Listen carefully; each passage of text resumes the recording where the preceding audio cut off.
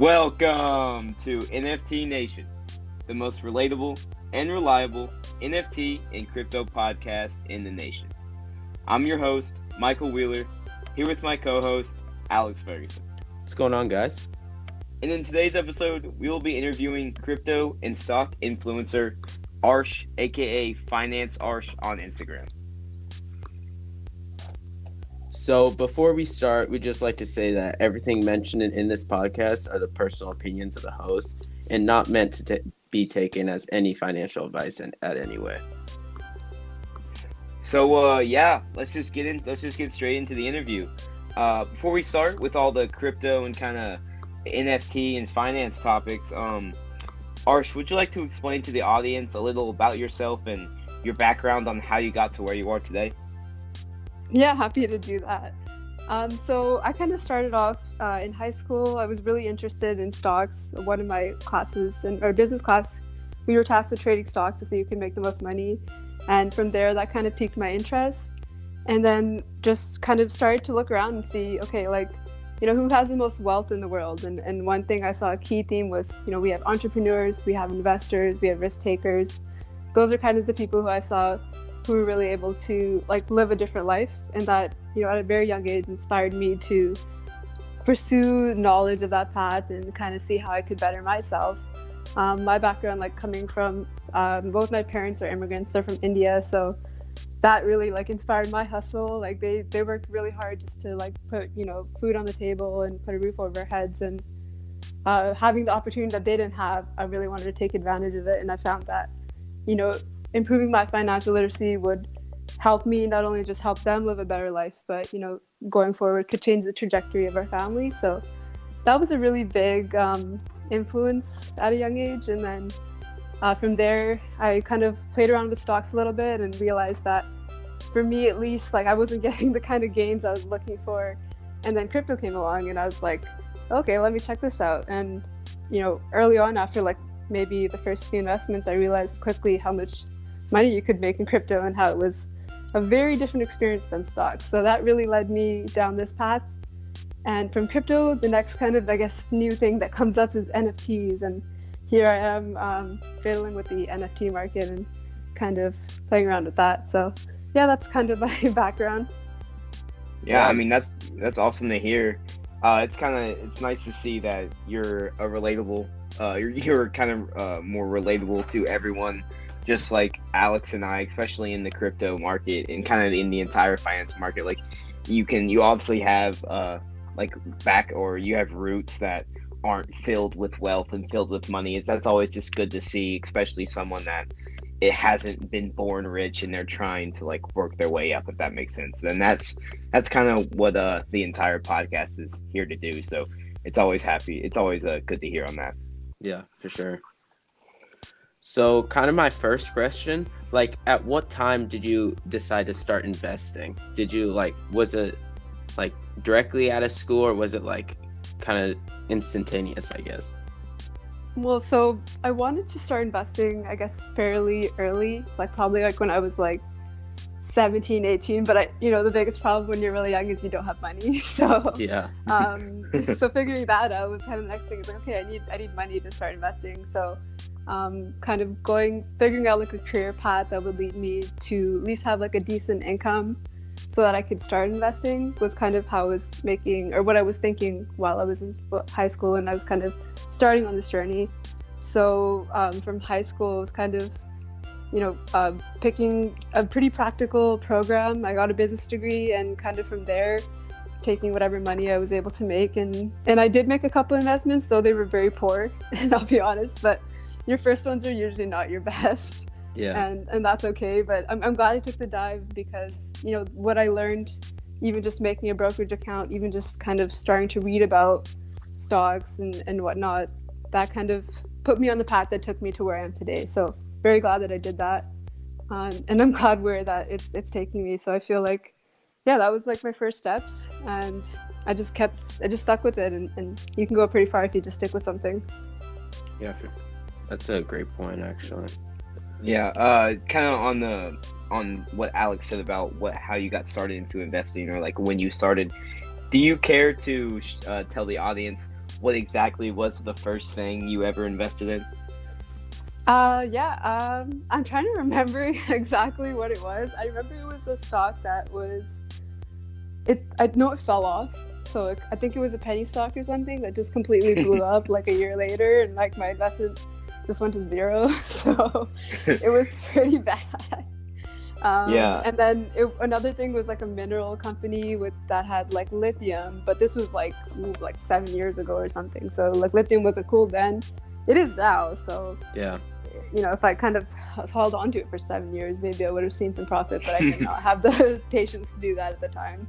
Yeah, I can relate to you. My older brother, or when I first started investing, I had like just like money. I really didn't know what I was doing. Like I bought my shares of Apple or whatever, and then I kind of just ventured out, and I saw my brother told me about this weed company called Sundial, and it's a penny stock now, but at the time it wasn't. So Oh man, so you bought at the top. Yeah, I bought it pretty much at the very no. top, and I just watched it on the way down. But you know, I don't really care enough to sell. I kind of want to hold on to it anyway, so I just watch it go down. I got sick of seeing like these like just like red negative, you know. It's like every time I open my brokerage, so I'm like, screw it, I'm just gonna take the losses and move on. Yeah, that's very fine. So going through your Instagram and seeing that you made a lot of videos on TikTok and everything about investing, what was kind of like, what got you into doing that sort of thing? It was actually my best friend. So, I mean, I've been like into this for a while, and in my friend circles and family circles, like I'm always the one person who won't shut up about finance and investing. And every like a gathering, I'll be like, hey, like you should buy this crypto, or you should like, you know, invest in index funds. And I'm the person that doesn't shut up about it, right? So, and my best friend, like she saw that, and she really thought that like the advice I was sharing was good, and that I should actually make a platform for it, like create like an Instagram and start blogging about it. So she was the biggest influence. I kind of like, she kept saying it like over and over for months, and then eventually I was like, all right, you know what, screw it, like I'm just gonna make it and see what happens. And yeah, so I did that, and here we are, and I'm pretty amazed. Like I mean, I've only been doing it for probably since October, so it's doing pretty decent. Wow. I'm surprised. Yeah. I feel like a lot of like investing kind of pages have blown up a lot recently. Yeah, 2020 and beyond, or yeah. I agree. I think that I feel like the pandemic helped people realize that they can't just rely on maybe the government or things that status quo. Like you need to do something else for you to actually have like real security in your life. Yeah. And that's kind of led them to start, you know, improving their financial literacy and start like exploring those paths. Yeah, just searching around for other kind of ideas or ways. Yeah, definitely. Yeah, it's kind of great to see, like especially on like the YouTube space. There are so many like finance and stock people that have blown up in the past like year and a half, just because like more and more people like care, if that makes sense. Like it was a while ago, not that many people cared about their finances, but it comes to a point where people realize it's like, okay, I'm gonna have to retire somehow, sometime. Like I need to figure this out, or I'm never gonna retire, if that makes sense. Exactly. And you know, thinking about working until the day you die is pretty grim. So I feel like that alone, like that realization, is a big motivation, right? Yeah, exactly. So you talked about how your friend kind of got you into making Instagram or videos and kind of doing, or like talking out about finance and everything. In kind of the finance space, do you have any like big role models who you kind of go off? Like obviously there's like the like Warren Buffett or whatever, but is there anyone you kind of like follow or think has like really good advice in the finance space? You know, this is gonna sound pretty bad, but honestly, no. I mean, I like Warren Buffett's probably the only investor that I really like, but then again, his investing strategy and mine are very different. Like they're similar in certain ways, but still, like I feel like what makes you successful investing is pretty much the same. So whoever you go to for the advice, it doesn't really matter. I mean, like it matters in the sense where it's personable, like you're actually gonna like listen to them and you actually enjoy, you know, listening to them and what they have to say. But I feel like across the board, it's pretty much the same. Like it's just taking calculated risks. It's being early in new developments in the world, and like being able to budget and have your finances right so you can take risks. And I feel like that's consistent. Like you can go to this YouTuber, you can go to that one, and the underlying philosophy of like making money is pretty much the same. Yeah, I know exactly what you mean. It's just no matter who you get the info from, it's kind of just like you said. It's the same thesis, I guess, from every person. It's just kind of saving your money, investing in the right stuff, just kind of being smart, and whoever you the get people that that from, I would kind of worry about, because I mean all people are made equal, but like the ones who are like trying to pump something or do stuff like that, like that stuff is a bit concerning. Yeah, like those kind of people I would, guys. Like if you can learn to identify those people as a consumer or someone who wants to learn and stay away from them, you're going to be a lot better than people who are trying to get rich quick. And it's kind of sad because it's like an easy thing for people to fall into. Like everyone wants to get rich, and quick would be great, but a lot of the times it's like really not realistic, and it just ends up putting you in a worse position than you were before. There's so many of those people nowadays. Like on Instagram, I'm always getting DMs of like, buy this NFT, buy this coin. Exactly. Yeah, for no definitely. reason. Like, it's just straight up copies of every famous NFT collection too. It's literally buy this fancy Bored Ape instead of the Bored Ape yacht. It's like, why are you even texting me? It's like, why are you? Like, so what value are you providing? Like at that point, right? Yeah. And I have people that DM me to pump their like new crypto and whatnot and promote it, but the first thing I do is like go to the project, look at it, see if there's actually any value there.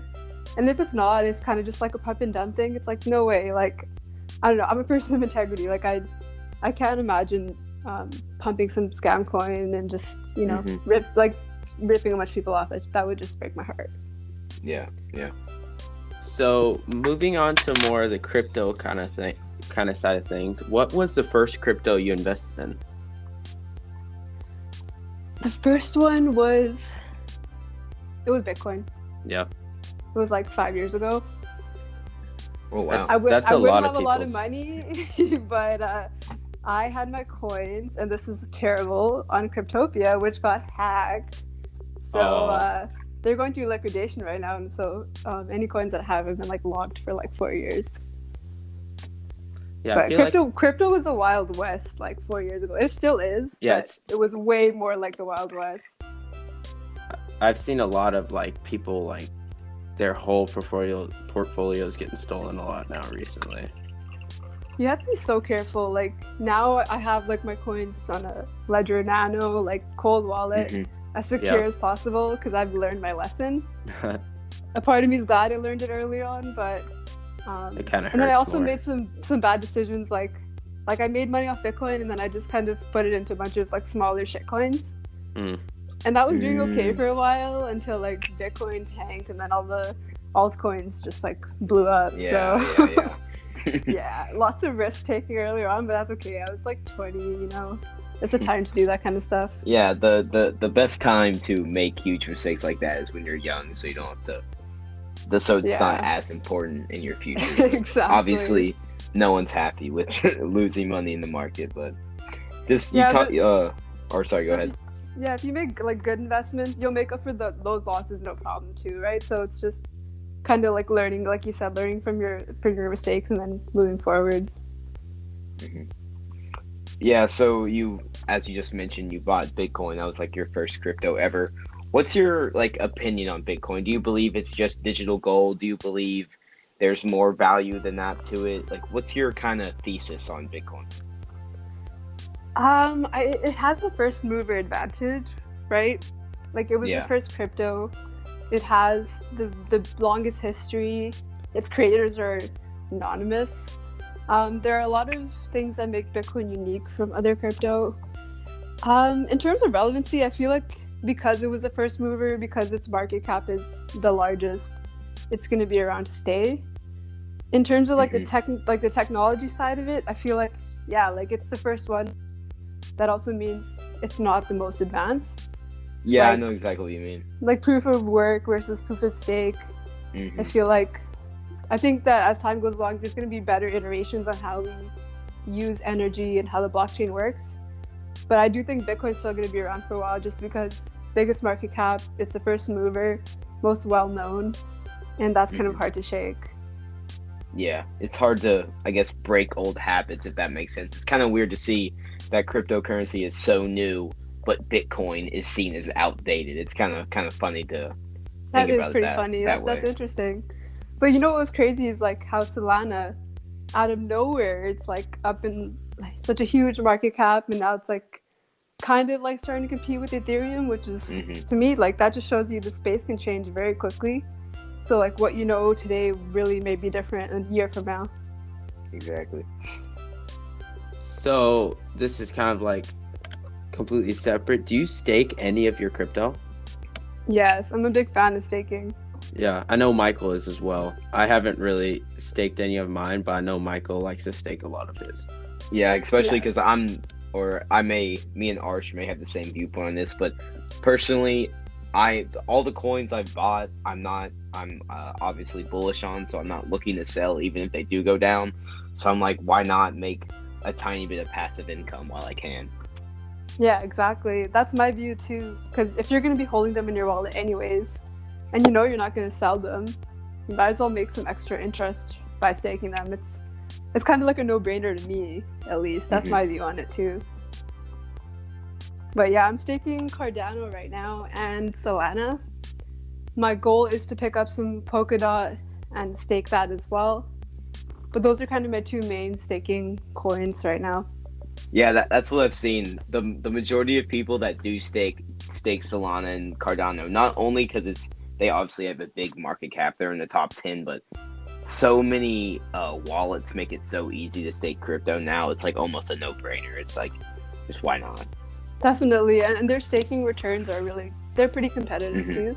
Yeah. So you kind of get like the stability of having like a top 10 market cap coin, while you still get a high like rate when you stake it too. Yeah, exactly. And on kind of the topic of staking and kind of supporting a network at large by like kind of using your own crypto, a lot of Web3, like in future decentralized applications, are using like staking to kind of support their network and kind of make everything work, if that makes sense. Like, what's your opinion on Web 3.0 and like what do you think the future of that is? That's a pretty big question. Yeah, I know Web 3.0 is like, we could do an entire hour-long podcast of what Web 3.0 is, but do you think that with the like heavy influx of NFTs and everything that's going into Web 3.0, do you think it has like a place kind of in crypto society, if that makes sense? Like, do you think it has a potential, if that makes sense? Right. So if Web 3.0 looks like how we're projecting it to look like, which is the metaverse, which is kind of like a virtual reality where people can like work and like play in and kind of do things they would do in real life, I think that even before we get to that point where it's like an immersive VR, I think that there's a huge opportunity because people like status symbols, people like to show things off, people like the feeling of ownership, they like utility. So if there's games, being able to own those kind of items that you use in the games, or if it's fashion, getting to express yourself in the metaverse by wearing clothes or buy art and put it up on your walls of the metaverse. I feel like there is a lot of utility and value there, and I do see this market only growing from this point on. Yeah, that's kind of how I view it as well. I think we do have an episode explaining what the metaverse is, but we really need to work on a really detailed and understandable episode on what Web 3.0 is, because it's such a broad topic. Even I'm like, Alex and I are in the crypto space, but we fully don't even understand Web 3, if that makes sense. It's just I don't think anyone does. Yeah, because it's so hard to explain something that's not here, if that makes sense. Exactly. That's exactly what I was going to say. Like, we don't know what it's going to look like, right? So it's like you're trying to explain something as it's being built, but you don't know what the end, like the blueprints are, what the end goal is. So it's just like watching it evolve. It's like trying to explain like what Wi-Fi is before like dial-up has ever even come out. Yeah, If that exactly. if That is a great analogy. it's just confusing, but everyone understands the future, but it's a confusing future. You just Yeah, don't exactly. understand it fully. So we all know Ethereum 2.0 or what some people the consensus layer will release soon air quotes. How do you think it'll perform when it'll release? Do you think it'll immediately shoot up or like kind of outdo Solana, or do you think it's just gonna like not change and everyone's gonna end up seeing it overhyped? Honestly, I'm not too sure on like the specs of how it's going to be better than like the Light network.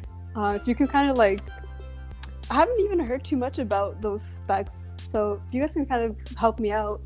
Yeah, Yeah, So Ethereum 2.0, it's kind of Ethereum becoming a proof of stake model fully, if that makes sense. We just did a big episode on it.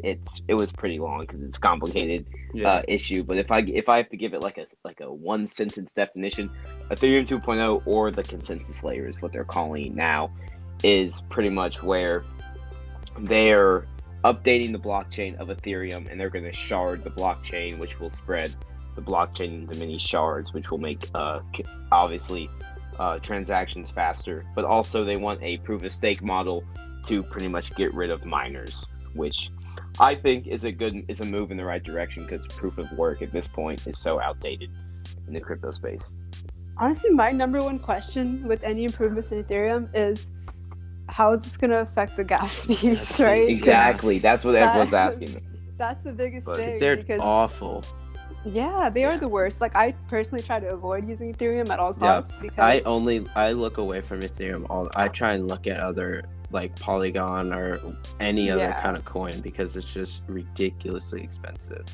'Cause exactly. You'll be paying like more in gas fees than the like actual NFT's worth, and it just makes no sense at that point. Yeah. Really, I completely agree. So if the gas fees get better, then I think they can be competitive. But that's their biggest, I think, fault right now, or the biggest thing that's kind of holding them back is how expensive it is to use their network.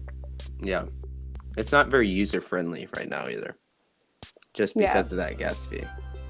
Yeah, and even the staking requirements are huge. I think it's like 30 ether to stake. So that's kind of like, how is that going to, incentivize us to want to stake our Ethereum? Yeah, I feel it'll definitely turn people away from it. But if this Ethereum 2.0 comes out and it's as good as they're saying, then I feel like a lot more people will turn to Ethereum. Yeah, I guess we'll see how it goes, right? Yeah. And if not, I would be happy if Solana took over because personally, I think Solana's obviously had some security problems with their entire blockchain being and the worm hack was pretty bad to see. But I'm happy that no one's personal Bitcoin no one's personal crypto got stolen from that wormhole hack. But on the topic of NFTs and how we're complaining about gas fees and everything, is there any NFT projects that you have seriously looked at into investing in, or have you purchased any NFT projects at all? Yeah, so I mean, I have a couple. So the Matrix Revolutions, I've got 2 of those. So I don't know if you heard about them, but like Warner Brothers partnered up with Nifty's and they launched a collection of 100,000 Matrix avatars. And it was pretty cool because you can you get the choice to take the red pill or blue pill, and then you'll mutate your avatar into you don't know where it's going to kind of go. It's kind of just like the movie, and then your avatar has new traits and more information is revealed. I like that one because it's cool I'm a big Matrix fan, so that was one of the motivators. But also I find that like if there's something that's like really related to pop culture, those tend to have like more or hold value and to have more value long term. For example, if there's like Matrix collectors, they probably would want to own the NFTs too if that's possible. So that was one of them. I know Mayweather did this NFT collection I think last year. I bought one of his as well, just because again, like I feel like pop culture, there's a lot of support for that value. And then I also bought the Looney Tunes and like LeBron collection for Space Jam. Oh yeah, I heard about that one. I got a couple of those cards, so not too bad. Kind of the next ones I've been looking at are more like, I guess, organic projects. And one of my friends is actually starting a project that I'm kind of advising on. So that one I'm definitely going to be minting some NFTs too. I think it's cool, like, if you know people that make collections. I just that sick. Just sounds cool. Like, yeah, my friend made an NFT collection. I just think that sounds so cool.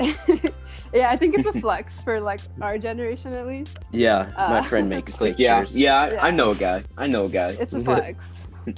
For sure. But yeah, so that one's it's called Punk Alien Princess. It's pretty new. Really, they just have the Twitter up right now, and I'm excited for where it's headed though. Yeah, we'll definitely check it out. Yeah, sounds awesome. Yeah. So I know that you said you had kind of a list of NFTs. You want to broaden that list? You kind of want to move over into more like reselling of NFTs, or are you just there to like hold and have them collect value? Yeah, so far it's just been hold. The flipping game's not bad. Like my brother's big into flipping NFTs, and he owns some of the Dragos and a couple of like other ones that I think are really like popular, and he's been doing really well. Like he's been able to double or triple his money. But there's a science to it, and it's really like being able to identify good projects early on and then get in those, discords and get whitelisted, which there's part of it is luck too, right? So it's really interesting to see. I would like to explore that more. That's kind of like my next goal, is getting into projects really early and then being able to whitelist. So yeah, that's kind of what I'm embarking on. I would like to do that, but it does take more time commitment because, you really have to do your research. You really have to get into it like fully, right? Yeah. Research is also always a big thing. Yeah, especially with the research topic in the with NFTs, it's so easy to get rug pulled, especially when you think you're really early into a like certain crypto project. Because I don't know if you saw, but the biggest NFT Instagram on like pretty much on social media at NFT, it got banned because they were supporting so many rug pull crypto projects. So just anyone listening, just because you see something on Instagram does not mean you're gonna make money on it. Just be safe out there. Just because you get whitelisted inside of a Discord or you get early to a project does not mean that the project has value. Yeah, and that's the thing, right? When you're trying to get whitelisted, you're taking a lot of risk because you don't really know how this project is going to do. So it's cheaper to get in. Yeah, your returns could be higher, but then that's offset by the risk. Whereas if you kind of buy them maybe secondhand after they build a community, like it's already been months since they pretty much the mint date and they're established, the chances of a rug pull are like a lot lower at that point, right? Yeah, so it's like a risk and reward trade-off.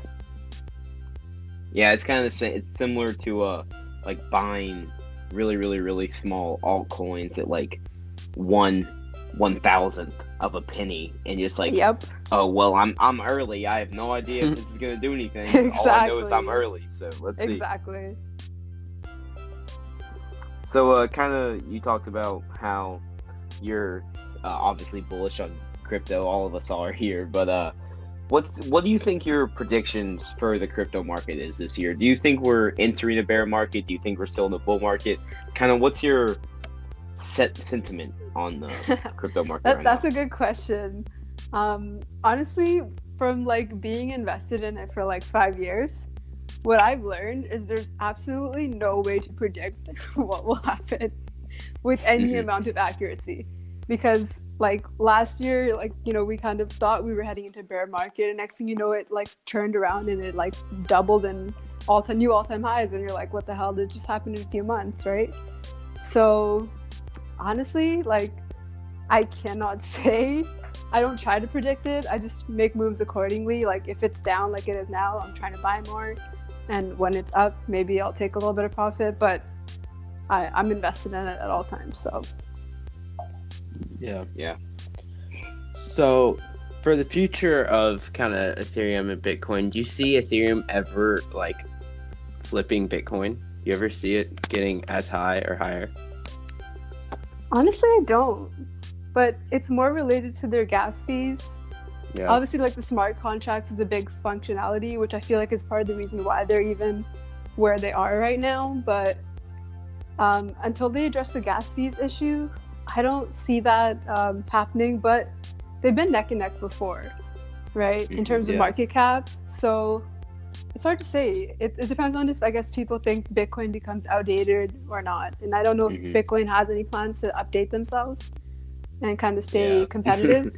But that might be something that will, I think, as time goes along, that might become more and more of an issue for them, is how are they competing with everyone else who's constantly upgrading their technology? Yeah. I mean, that makes total sense. It's kind of hard to say if ETH can ever flip. I mean, obviously we have no idea what can happen. Ethereum could just have zero gas fees tomorrow, and then we have no idea what can go on from there. But I feel like especially with like institutional money and more regular people entering the market, it's more likely for them to purchase Bitcoin than anything else, because it's like able to be explained the easiest. Like everyone starts out with Bitcoin pretty much, so it's gonna be so hard. It's gonna be more than 10 years down the road before anything beats I think Bitcoin, the market unless huge news needs to mature, right? Right now it's still kind of early, so I feel like when the market starts to mature and average people know that there are more crypto other than Bitcoin, then the tides might turn. Yeah. Alex, do you want to answer another or ask another question? Yeah. So currently, if you're obviously looking for the future, what's your favorite blockchain that you see kind of shooting up in the future? I'm a Solana person. That recent bridge hack that happened was kind of like broke my heart a little bit, but I'm still rooting for Solana. And also I like Cardano a lot too, like the ones that I'm a very big fan of. But I see a very bright future for Solana as long as they can kind of take care of these security issues that they're kind of seeing. But they also rose to the top very quickly, and I think through that rise, it put a big target on their backs before they could really revamp and heighten up their security. So I feel like their success is almost part of the issue. I think they just need time to really strengthen their networks, and I believe that with time they will do that, and I think they have a bright future. Yeah, I think most coins just need to worry about security at this point, because everything is so prone to be hacked or whatever. I feel like they just need to focus a lot more on security. Yeah, absolutely. It's kind of funny. Obviously, we're new to the whole interviewing space, but it's kind of funny how we are currently 2 for 2 with our interview guests having their favorite coin or favorite blockchain being Solana. So that's actually very funny, because I think Alex and I both are very bullish on Solana, because when you're a retail investor, that's kind of what I would like to call the majority of people investing in crypto. It's so easy just to pick Solana because there isn't gas fees. It's just so easy to make that decision. It's so easy to purchase $100 of Solana and receiving $100 of Solana, besides buying $100 of Ethereum and only getting $25 because you had to pay $75 in gas fees. It's just simple. And absolutely. Simple is the best, honestly, for the crypto market. That's what we need, just make everything simple. I agree. It's a huge advantage. Yeah, but just to kind of we'll get off the crypto talk for for today. We've kind of had a great time talking about crypto. What do you do, kind of just to get off the entire topic of crypto and NFTs and everything? What do you do outside of investing or social media? What are your kind of hobbies outside of all that? Honestly, I like eating. I'm a foodie, so if I've got some free time, I want to eat some good food. I love being outside and outdoors, so if I can go for hikes or just spend some time outside, that makes me happy. I definitely I feel like getting time away from the screen is huge, so that's kind of my turn off, relax time. And I also like to play the piano, so I'm a bit of a musician, so that's kind of how I pass my time. Nice. So what do your like kind of family and close friends think of your content and social media? I know my parents are kind of just like, they're just confused about the whole thing. They just think I'm buying like screenshots online or whatever. So what are your family's kind of opinions on what you do? So I've gotten really good feedback from my family, and actually like my parents I don't even think they've seen my finance page, to be honest, but I tell them about it, so they know I'm doing it, and they're very supportive. From like my friends, I always get really, they're very encouraging, and they always tell me to keep putting out content, and that they themselves find it very valuable. So it's very encouraging. The feedback's been good. I feel like if I was talking more about NFTs, I'd probably lose like a lot of people. But my, the bigger portion of what I kind of blog about, crypto, it's real estate, stocks, and then now I'm kind of doing more NFTs because I feel like the average person is slowly becoming exposed to it, and I want to help with that exposure and that knowledge. Yeah, that's actually perfect. Like, it's perfect we had you on here today, because that's pretty much our exact plan too, is just to get the most relatable and reliable NFT and crypto information out there. So yeah, that's what we're here to do. It's good that you are here to do that as well. It just kind of makes everyone more friendly in the space, if that makes sense, because we're all trying to do the same job here. But for our audience, how can they find your social media pages? Like, how what's your TikTok, what's your Instagram, how can they find all that? Yeah, so you guys can find me at Finance Arsh. So finance and then ARSH. I'm on Twitter, I'm on Instagram and TikTok, but you'll find me the most active on Instagram. And also, if you guys are interested, definitely follow my friend's Twitter for their NFT project. It's called Punk Alien Princess. I'm going to be like quite involved with that in terms of advising them and giving them ideas on how to promote, how to engage people, and also just kind of helping out from a friend's perspective. So check it out. I think it's going to be really cool, and I'm really excited for it. Awesome. Yeah. That's great to hear. Yeah, we'll definitely look into that project. So yeah, guys, this has been our interview with Finance Arsh, aka Arsh. Yeah, just go follow her on all of her social medias. She's obviously going to be a great friend of ours now, since she took her time to come on the podcast here today. And we just want to thank the entire audience for listening here today. It's been a pretty long podcast, and hopefully you learned more about the crypto and NFT space, as well as Arsh's viewpoints on everything. And yeah, if you want to support us, you can go to our website. It will be in the description of this episode. You can also follow us on Instagram. It's at NFT_NATION_podcast. So yeah, guys, hopefully you have a great day. Hopefully you leave us 5 stars if you love the podcast. And yeah, hope you all have a good day. Thanks for listening, guys.